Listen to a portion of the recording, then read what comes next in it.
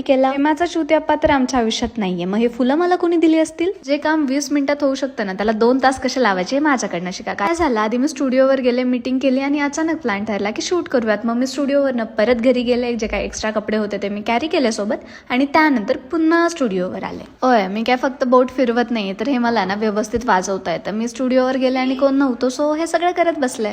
स्टुडिओवर बाकीचे पण इन्स्ट्रुमेंट होतं, बट काय करू, मला वाजवताच येत नाही. आणि तसं एवढं सगळ्यांना हात लावला असताना तर त्यांनी मला हकलून सुद्धा दिलं असतं.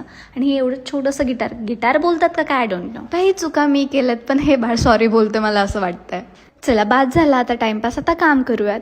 आधी मी कॉस्ट्युम चेंज केला आणि जिकडे लोकेशन आहे तिकडे जायला निघाले. शूटसाठी आवरायचं बोललं तर नॉर्मल माणसं घरी जाऊन प्रॉपर आवरून येतील ना, मी तर फक्त काजल लावून आली आहे.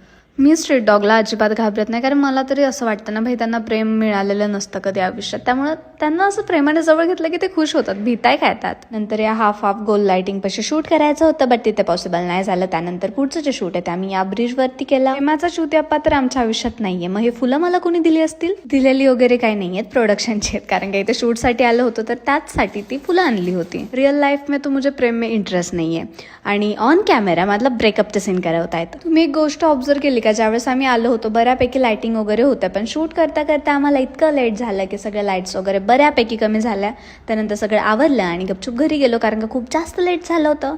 आणि ॲज युजल मी आत्ता सुद्धा जेवण न करता आले होते. 1-2 दिवसापूर्वी मी खूप जास्त चुकीचे निर्णय घेत होते आणि जाताना मला गणपतीचं दर्शन झालं. आणि खरं सांगायचं झालं ना तर इथूनच लाईफ कुठे ट्रॅकवर आली.